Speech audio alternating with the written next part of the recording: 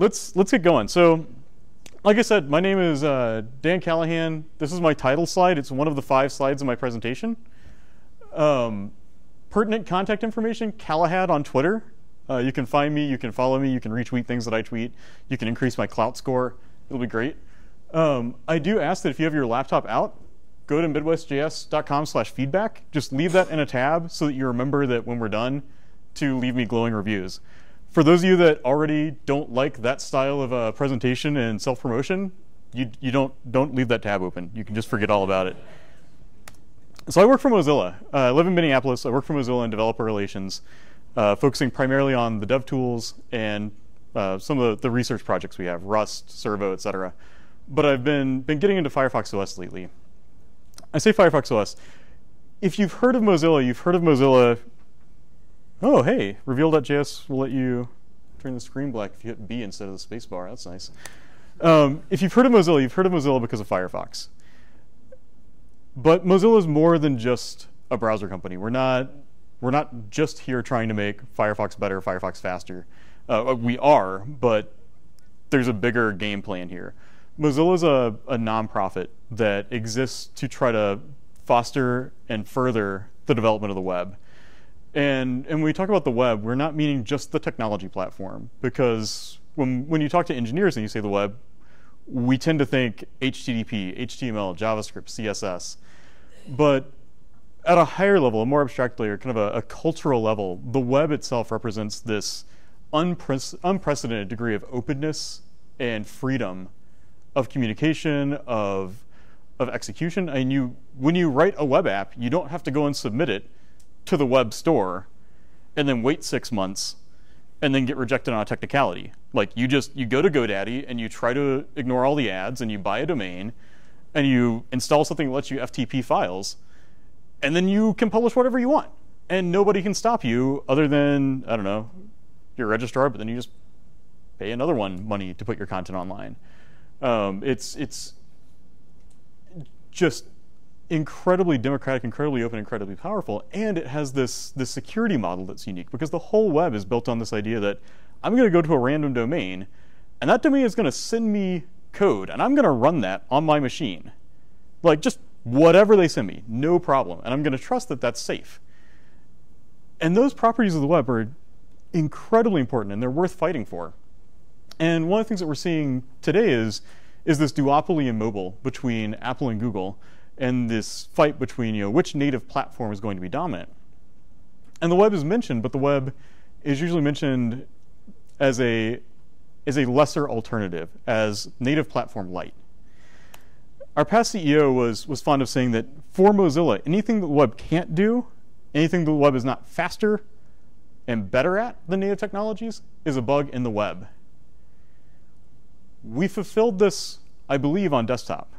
I mean, Rand McNally wasn't killed by another map publisher. They were killed by Google Maps. The whole Microsoft Office suite is not competing with Lotus anymore. They're competing with Google Docs. Trying to think of an example that's not Google right now. World Book Encyclopedia, Wikipedia, right? So on desktop, where we figured out the interface paradigms, we figured out what APIs we need, we've been able to build user experiences and build capabilities that we're competitive with and eventually surpassed native applications. And because every platform, every end user platform has a good web browser, if you can make it work on the web, it works anywhere, right? It just sometimes takes us a little while to get there. So I'm going to be talking a lot about this mobile duopoly and what Mozilla is doing to try to break down those walls between native platforms and the web. I'm going to be doing all my demos inside Firefox. You'll see up here it says I'm running nightly.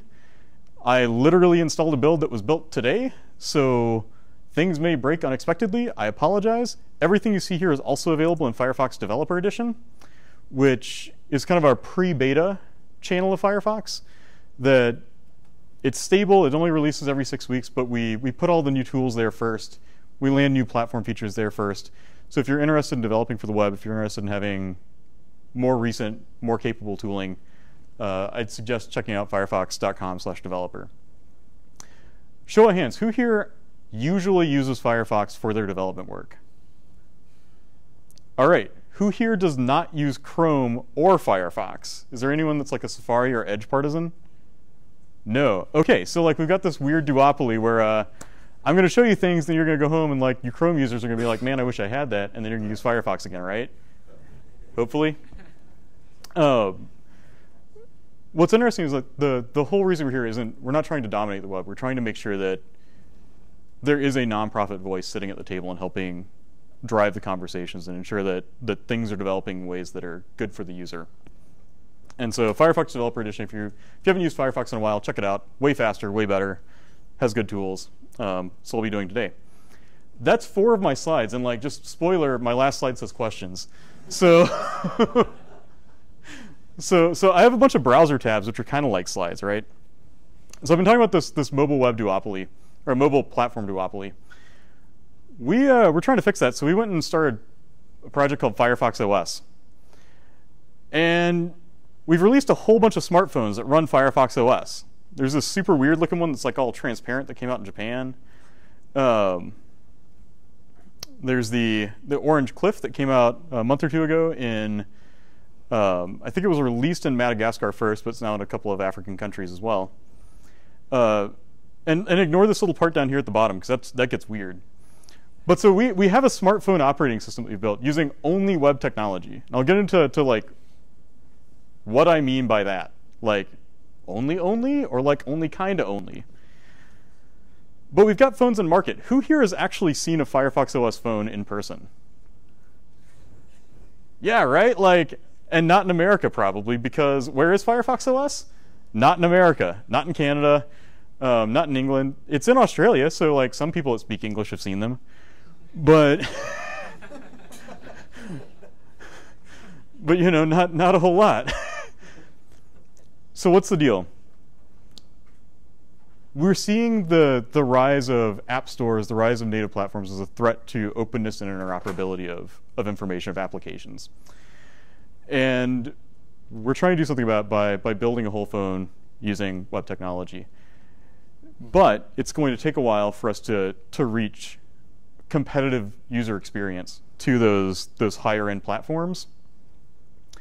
And so we started by repurposing old Android hardware from OEMs, basically rebadging it, recasing it, putting all of our own software stack on it, and selling it at extremely low price points in markets that were just transitioning from feature phones to smartphones. And we've been doing that for about 2 years to try to get a foothold and understand how do you actually, we're used to building web browsers. We don't know the first thing about building a phone. So we've been learning that. And you'll see us start to introduce phones in Western markets starting early next year. For now, if you want to play around with this, you can open up the Web IDE. It's a button on the toolbar in Dev Edition. If I come down here, I can see, am I connected to the right network? Yeah, all right, cool. So I've got 3 phones. I've got an Android and 2 phones running Firefox OS, which I will scroll this into view over here. So in my dev tools, I'm going to go ahead and connect to this Sony Z3 Compact, or not. That's what I get for using nightlies. Let me grab a USB cable. We have Wi-Fi debugging, works great, usually. But I have the double whammy of having a nightly build of Firefox OS and a nightly build of Firefox.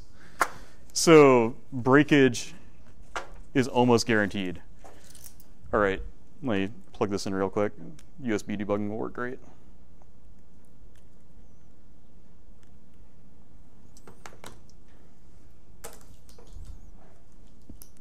Oh, I need a longer USB cable.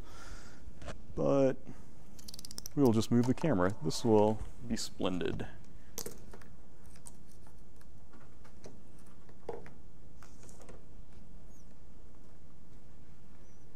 All right. Fantastic. Let's try connecting to this now. USB. Allow. There we go. So I said we're building this thing using only web technology. You see the home screen right there. I can go up and say, what? Why did you disconnect? There we go. So I can go and debug something like the calculator. That'll open up on my phone. and go select an element. Let's go pick that. You know, I can look all over this, and I've got the normal dev tools open. And I can say, like, I really wish this this button had a background color of blue. And it's updating live on my phone. Every single app, the only way to get something onto the screen on a Firefox OS device is using HTML, JavaScript, CSS. We're using the Linux kernel. On top of that, we run a headless version of Gecko, the Firefox rendering engine, and then everything else above that, everything you can see and touch, is JavaScript, HTML, CSS. So I say everything. So let's go back here. And this totally works. Like, I'm actually using, this is my personal phone that I've been using for several months now as my only phone. So we go into System, and let's debug that. So I can go ahead and let's go to the console and alert. Yo. Oh, that didn't. Oh, right. The system app suppresses alerts. Whatever. The other apps would show a full screen thing. Instead, let's go and inspect all this stuff, right? Like, I've got a div ID screen, div ID status bar, rocket bar results. So I can go and. Can you do a rotate transform on the screen? Oh, totally. Totally. Let's do that. Transform. Does anyone know the syntax? Yeah, rotate 180 DPG. You know, so there you go. Let's not do that though. I can look at the status bar.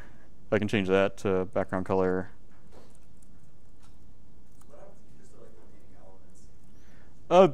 Same thing that would happen on a web page, right? How do you get it back? Restart. Same way you do on a web page, you reload, right?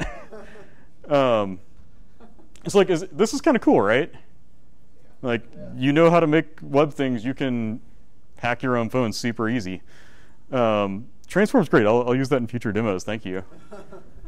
We don't want to have to tether you to physical things like that. So, like our USB cables do this. So we have the Wi-Fi debugging, which isn't working in Nightly right now.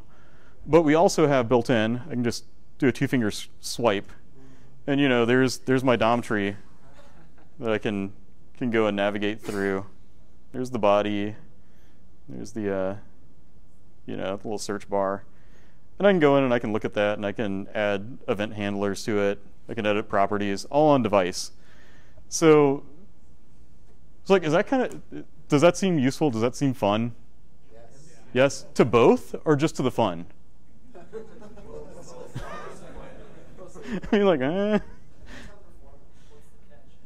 Yeah, so the catch is like, all right, we can do anything the web can do, but there are things that the web can't do right now that we kind of have to do because we've got to sell, we're actually selling people phones, right? Like,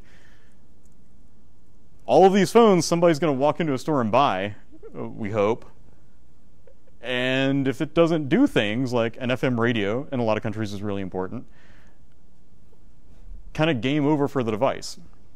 So one of the things we've done is we've had to figure out, we're not so much trying to sell Firefox OS as a phone that we hope you will personally go out and buy. Like, we do hope you will do that. But what's more important is using it as a proving ground to figure out where the boundary is between what the web can do and what native can do.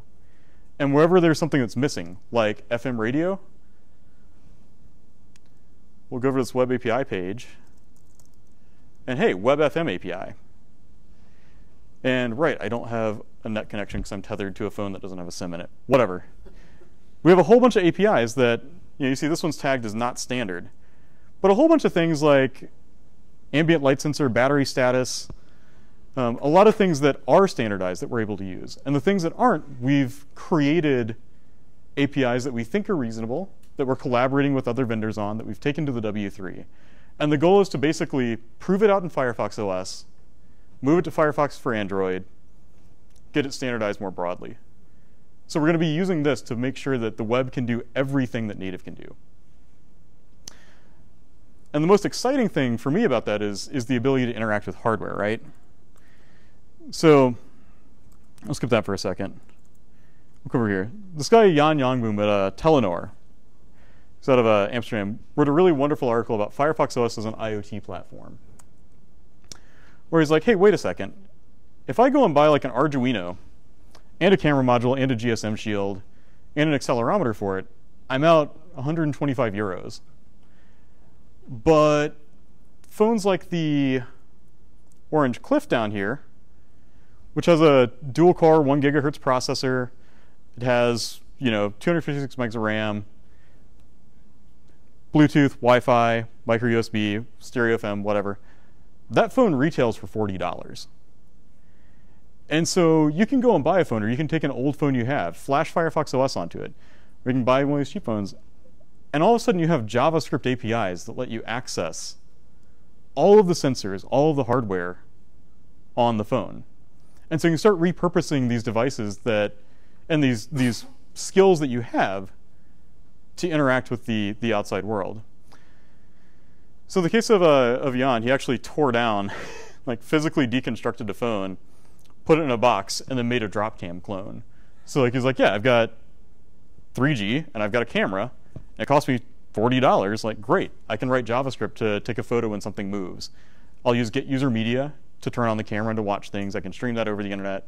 I've got WebRTC, whatever you need. What's missing is GPIO, right? If you're trying to do IoT hacking, like, sure, we've got all these sensors, but like maybe you want to connect up to some LEDs or some other things. That's where you start getting into specialized hardware, the Raspberry Pis, the Arduinos, whatever. Jan, a couple months later, was like, wait a second, I've got this old phone. Hey, what are these? They're the volume button contacts.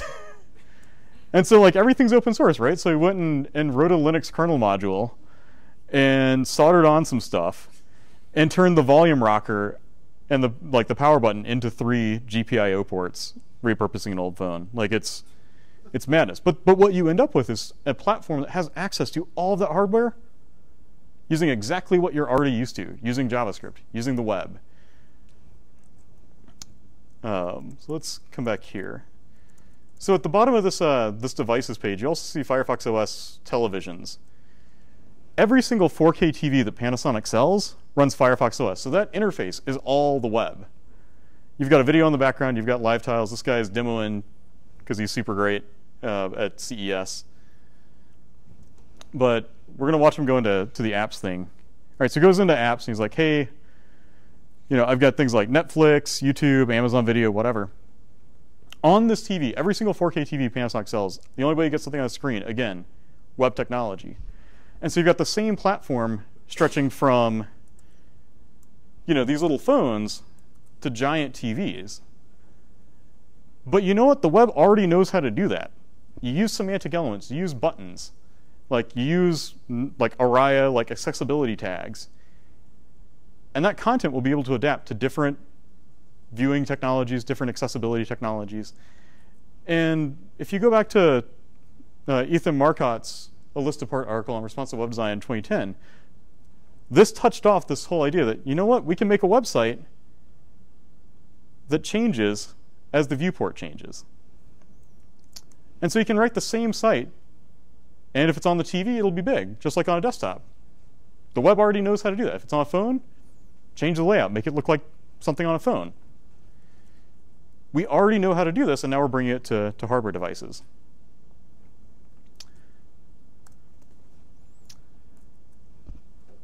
So I've promised that like we can interact with hardware. Let's actually do some demos here. So I'm going to try to Wi-Fi debug again and see if that works. Nope. Should I restart? Whatever. We'll go back to USB.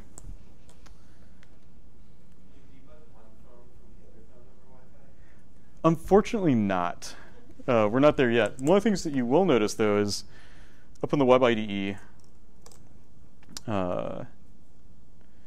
when I have the select runtime option, in here you've got Firefox OS 3, so I can run a simulator on my laptop. It's way more interesting to do with real hardware. I can click Install Simulator to get other things. But there's also a Chrome desktop and Safari, Firefox, and WebViews on iOS. So we've been working on actually building proxies so you can connect the Firefox DevTools on your desktop to Safari on your iPhone. which is the only way to debug Safari on an iPhone if you have Windows on your desktop. So we're really trying to make sure that, like, one set of tools, learn them once, apply them anywhere. So that stuff's fun. But let's go connect back to this. Allow. I'm going to push an app here. I'm going to open an app called Cat Server. And I'm going to find my webcam. All right, so let's push Cat Server to the phone. Cat Server installed. It says meow.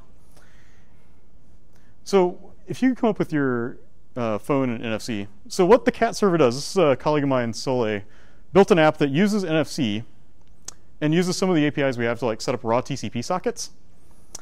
And it will actually transmit images of cats from phone to phone via NFC. So if I touch this phone, all right, here, actually we should come over here so and watch out for the stuff on the floor. All right, so let's do this again. I'm going to touch NFC, and now what you should see is, oh, I see the request. Why isn't it loading? It sent the response. Sad. All right, we're going to use my phone. Your phone's terrible. If I do that. Yeah, look, cats. And then if I tap it, I get more cats. And what's interesting is here is, like, there's no internet connection. This is going straight from this phone to this phone. Like, there's an HTTP server written in JavaScript running over here. They're using JavaScript to detect the NFC contact and to push a URL over NFC that points back to this phone. So you can see how this is going to 192.168.110, where this phone is running. So JavaScript doing NFC, right? And it's actually not that crazy. It's all in here. But what's interesting about this is we have all these APIs that we haven't standardized and that could be dangerous, right? Because we have APIs to make and receive phone calls, to send SMSs and things like that. So what we don't want you to do is, like, to visit, like, myterriblewares.com, and they'll run, like, evil.js, and evil.js will call, I don't know, somewhere in Middle Asia that costs $500 a minute. Like, that's bad. So we do have this notion of capabilities that are exposed to the web and ones that are only exposed to apps on the device. And you see that on this web API page on MDN. We have all of these communication, hardware, other APIs, and some of them have this orange tag next to them that says privileged or certification required. So certain APIs, like a low-level TCP socket, a privileged app is allowed to do it. Privileged app is anything that is running offline on your phone. So you basically, you push a zip file with your HTML content, whatever else, it has access to those APIs on the phone. Things that require certification are things that we don't allow people to distribute because, like, they're regulatory or other scary things. That includes things like NFC, telephony, SMS. But you're a developer. If you have a phone, you can push whatever you want to it directly. We just don't allow those to be installed from the web. And what happens with all these is, I should stay offline. You go in here, we've got really, really nice APIs to interact with all this hardware. And our plan is to take the certified things, move them to privilege, and then move them to the web as we are able. So prove them out in the kind of bundled and, like, install it yourself apps, and then try to go further. You want to try this one more time? All right. I want to prove this works on, like, more than just my own phones. The Wi-Fi. Should be on Flame Tether. Flame tether,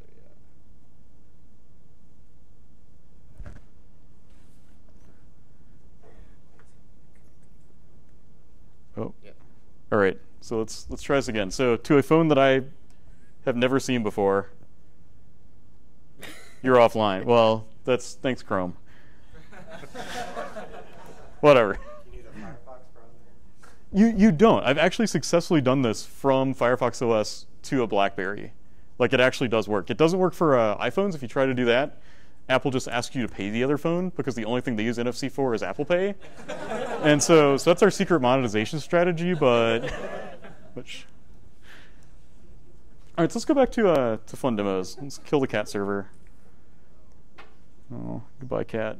For people who are local, did anyone else go to the Internet Cat Video Film Festival last night? You should have. For those of you that aren't, yeah, Minneapolis.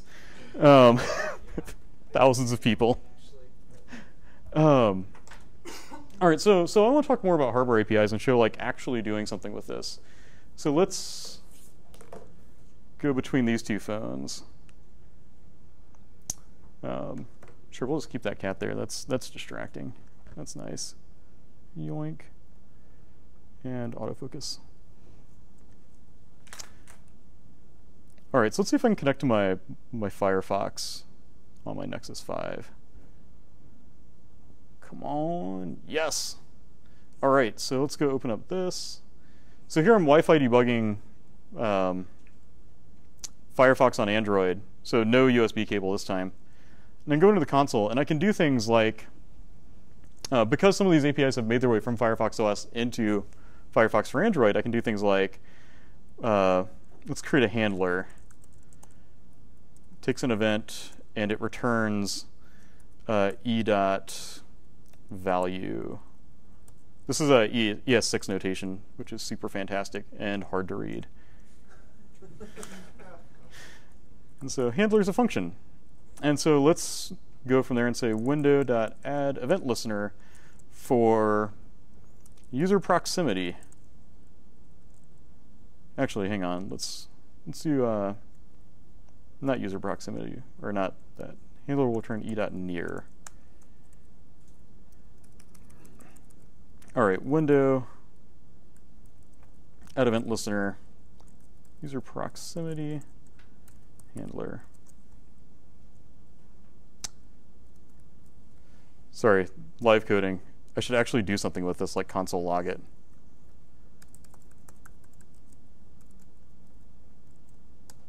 There we go. All right, so now we will listen for that event, run that handler. So I put my hand over here. We're logging undefined, so that's nice. Value or near? I think it should be near for a... Oh, hey, yep, thanks. Remove.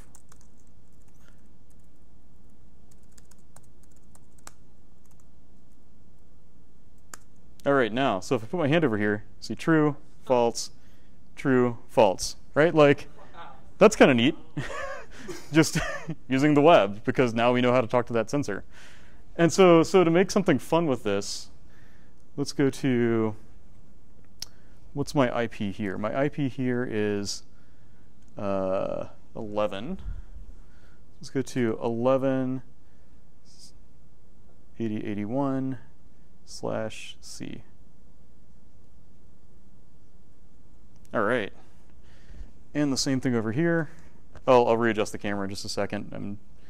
All you're missing is me typing URLs. Or fat fingering URLs, as the case may be.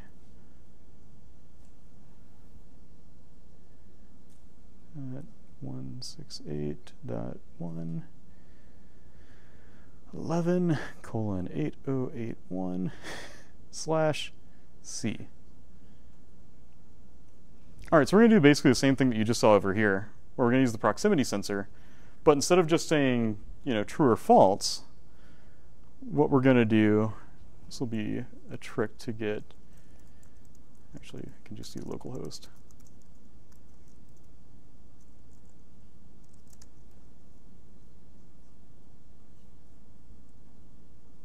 Oops, start my node server.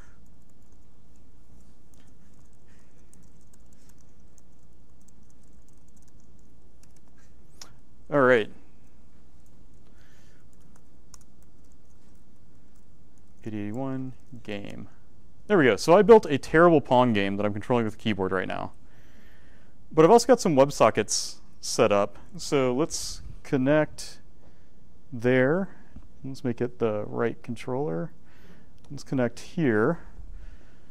Come over here, 2 controllers connected, so we'll refresh this. And now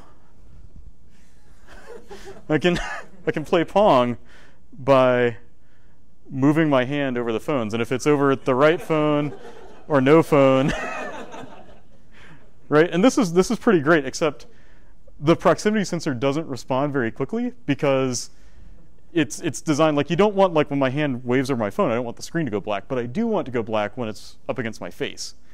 So we need a sensor that will respond more quickly. And so I'm gonna need volunteers now. And what I'm going to do is, well, actually, let's check this real quick. So let's go back over here where we have the come back the debugging session, right? Switch over to Pong of Things controller. Okay, so let's create another handler, H, which it's going to take an event. It's going to return, let's console.log e.value. This time we actually are going to do value. And let's say window.addEventListener for device light, H. And so now you see that right now it's getting like 8 and 9 as the amount of light. If I move it, into the light more, it gets higher. And if I get a volunteer, please, come on up. Put on this headlamp.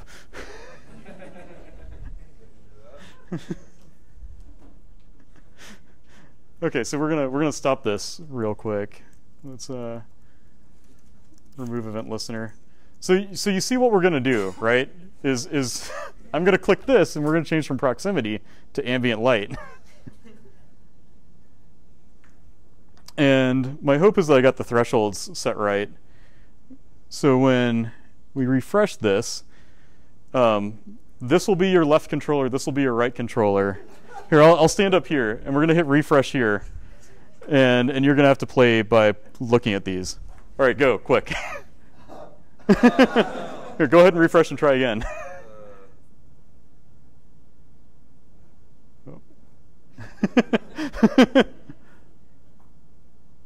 Yeah, see? Oh my gosh, I'm using my fingers all the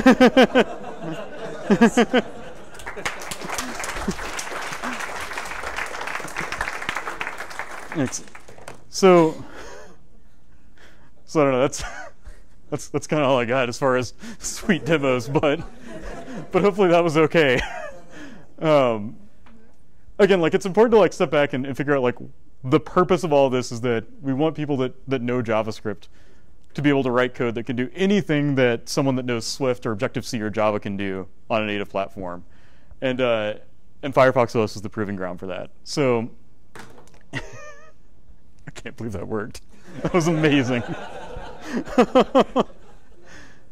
So the hard thing is you just get random numbers, and I wasn't quite sure all right, well, how much light should be okay? 200 seems good. Sometimes when the headlamp's on, it's 300 or 400 or 1,000. I'm psyched that worked. But yeah, so we're trying to make sure that the web can do things natives can do. With that, let me see. I have some notes on things I wanted to make sure I told people. That's kind of what I had. We've got about 20 minutes for Q&A or for make Dan do other tricks with JavaScript. So I'm happy to open this up to the floor. Yeah. So it seems that right now, for most of us, the easiest way would be to flash Android phone in order to be able to play with this. Is there any documentation on that? Yeah, totally. Let me connect to something that actually gets me to the internet. Let's see. Do I have a network connection? Not yet. No. Okay, so who here uses the Mozilla Developer Network? Yeah, cool. There's a whole point on or portion of that site, developer.mozilla.org, that's dedicated to. Oh, where is the Firefox OS zone? They changed the header. There we go. Mozilla Docs, Firefox OS. And then in here has information on building and installing Firefox OS, developing it, guides to the phones. We're in kind of a weird place. We're trying to figure out how we break into the Western market with this stuff and how we get this into the hands of developers who are used to higher-end devices. Because right now, all the hardware we've produced has been kind of mid-range because that's what the markets we're going into can bear. So we have two things we're working on. One is that we use the Android fork of the Linux kernel. So if it can run Android, it can run Firefox OS. There are legal issues preventing us from distributing binaries because the driver modules and things like that, we can't ship. So one thing is, if you go to who here has seen the XDA developers forum? Like, this is a whole bunch of like hobbyists, and pretty much any phone you want, they've got a forum for it. It's like the Nexus 4, and somebody has gone and built Firefox OS for your phone. And so you can install that if you have an old phone and do that. And like, it's totally violating copyright to ship those blobs, but it's small enough time that nobody, like, we can't do it as Mozilla, but other community members have done that. The other thing we're working on is a add-on to Firefox that will actually let you flash phones. And what it'll do is it'll download a snapshot of the entirety of Firefox OS minus the drivers. You plug in your phone, we'll pull the binary blobs off, flash Firefox OS on, put the blobs back. And we can do that because it means we're not distributing other companies' IP. So you can look for that early next year or so. We should have it done. The third thing we're doing is building an Android home screen replacement that uses Firefox for Android. So most of the APIs you see, like this was Firefox OS and Firefox for Android, have access to a lot of the same APIs. The home screen replacement is going to be the entire Firefox userland running in Firefox for Android, which will have access to the same APIs and the same hardware. That is to the point where you can install it and it will kind of work. We're working really hard to get that done by the end of the year. So if you want to play with this, 3 options, 4 options. Use a simulator, flash an old phone, wait for us to make it easy for you to flash your old phone, or go and install this B2G Droid app is what we're calling it. The code name of this is boot to Gecko, because we boot the phone, load Gecko straight away, which is the rendering engine. When will those $40 phones be possible to access here? That's a good question. It depends on if OEMs and telcos here want to sell them, which is less likely. We do have some ongoing discussions with Verizon in the US to launch what we're calling smart feature phones. So trying to say, like, all right, there are a lot of people who actually don't need a huge app ecosystem. Because that's one of the things that's missing is, like, we can do everything the web can do, and the web is capable, but a lot of companies haven't taken the time to write things for the web or make a nice mobile website. But for people that can get away without a huge app ecosystem, and it's like, that's not bullshit, like I'm actually doing this and it's fine. We're trying to build phones that have flip phones, sliders, candy bars, like older form factors that's like, here's a really good phone with a multi-day battery life and it has a great browser. And so we'll start seeing those introduced in the market early next year. We've got that, we've got the TVs, every Panasonic 4K TV runs this. But for developers, we're really focusing on like, get an Android phone, flash it yourself. If I'm on AT&T, is it going to be like a huge hassle to get one of these phones, put a SIM in it, and get them to activate it? For AT&T, probably, because it's the difference between like the GSM and non-GSM thing with Verizon. But you can also, I mean, the phone I'm using personally is a Sony Z3 Compact, the Xperia phone. It's a great phone, really easy to flash, really easy to unlock. They're like $300, $350 from Amazon. So getting one of those, and it's quad band GSM, wouldn't be a bad idea. So there are solutions for some like Yeah. It's not going to be like a huge. Right. Yeah, I'm on T-Mobile, so it works. Yeah. Yeah, so a question with the app ecosystem, you showed installing an app from your desktop to your phone. Yeah. But for in general, so it sounds like there's not a general app store that you can go to, or is there? Oh, there is. Installing the apps. So discoverability is the important thing, right? Like, so we do actually have a. Let me turn off Wi-Fi so I go back to my SIM and actually have network access. So we do have a Firefox Marketplace that. Oh, do I have Signal? I have Signal. There we go. That has apps and things like that you can install. These will be about 50-50 split between zip files of web content and just glorified bookmarks. And we like glorified bookmarks. Like the web can do everything you need. It can do offline. You can provide app icons. You can provide like accent colors. So like when I go to so if I'm in the normal browser and I go to Hacker News, I just get it's still nice and white at the top. But if I go to Lobsters, which is like the hipster Hacker News, lobster.rs,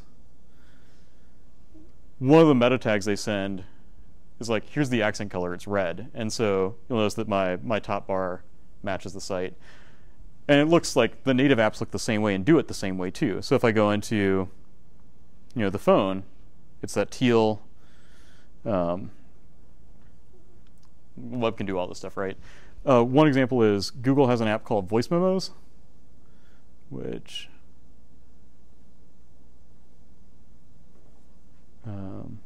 there we go. voicememos.appspot.com, which is like Paul Lewis wrote this, and he's like, look at how sweet Chrome on Android is, and we're like, it works perfect in Firefox too.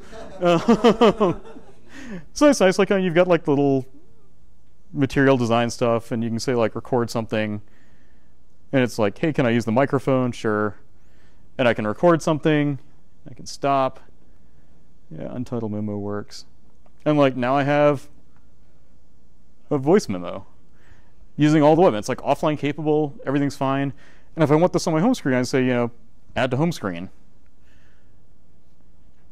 And add. And it's a bookmark, but it's also the same as any other app on the phone, right? Do the memos now, are those in local storage? Yeah, I think they use IndexedDB specifically, but yeah. Is there something for sharing storage between apps? Because obviously you have the sandbox for security, and I noticed that there's a context API. But let's say I came up with something that's like a database that I wanted to share between a couple apps, but there's no API for it. So, but obviously that's a security problem, right? So how's that? Right. So we do have APIs, and like there are things that some of the APIs I was saying, like the privileged app restriction, is that some APIs are only available if your app is bundled as a zip file installed on the phone. And when you're running there, we also explicitly disallow certain types of outside access and things like that to keep it safe. There are APIs, there are ways to do it. If you can do it on a normal phone, you can do it here. It's just, they get weird. Or sorry, not, well, for sharing data between apps, like Android and iOS both have system level context APIs, right? So we have the same sort of thing. You have to opt into it, and you have to apply some extra restrictions to your app. But otherwise, it's normal web model, sandboxing by origin. Other questions? Do the apps run in the background? Yeah, so there are APIs that'll let you do that. Service worker is something that's, web workers and service workers are coming and going to make that easier. Right now, it's kind of limited to things like, all right, keep playing this music in the background is a separate API from just play this music. But we're getting there. Do you have a recommendation where it's just like, I just want to get a cheap phone and get started? Is there a particular model or list of models that are like pretty widely available and easy to install Firefox OS on? There's a lot of phones out there. Yeah, so I think, do you have the Nexus phones, if you have a Nexus 5, like already, that tends to be good. It's less available.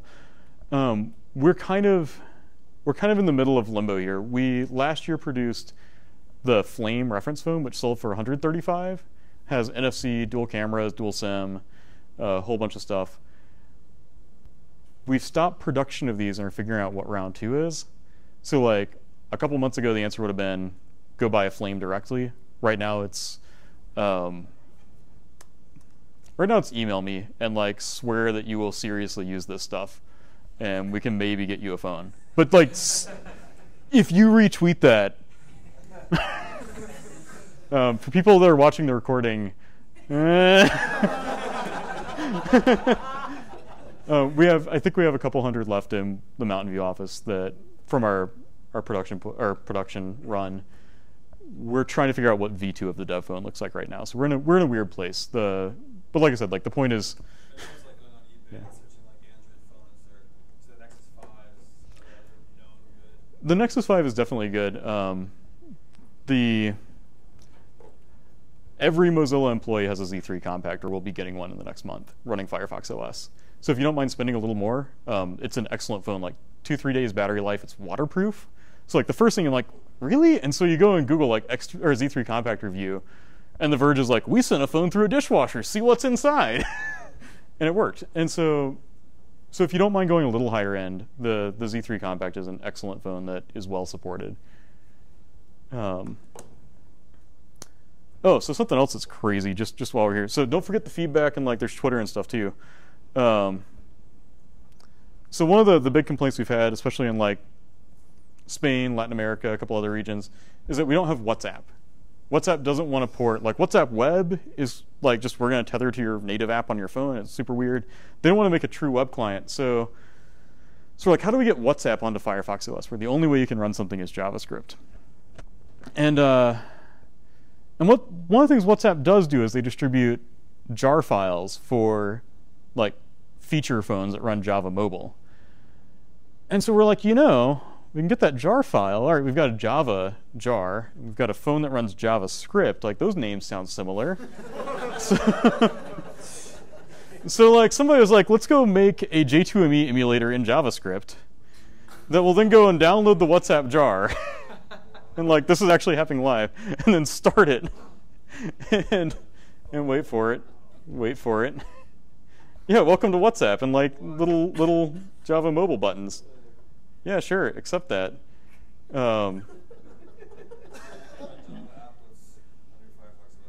No, you can compile Java applets to JavaScript and run them on your Firefox phone. Yeah, so like, github.com/mozilla/j2me.js is exactly what you think it is. Oh, it got renamed to Pluot Sorbet. Sad. Codename Pluot Sorbet, formerly j2me.js. It's all JavaScript. Like, all this Java you see is compiled by the JavaScript. It's amazing and horrible. But like the web, right? Midwest JS, we can do anything. So that's what we're doing. Hopefully this was sufficiently absurd for your tastes. And if you want to play with this stuff, where's my slides? Firefox.com/developer. Open the web IDE. Choose install simulator, and you will normally not freeze because this phone went to sleep. But it'll let you install simulators for all the different builds of Firefox OS, so you can play around with it locally. Yeah. All right. Any last questions before we kill it and go to coffee and snacks and such? No? All right. I have stickers for everyone that stuck through this instead of learning something that would be useful for their job. So come on up. Thank you all so much.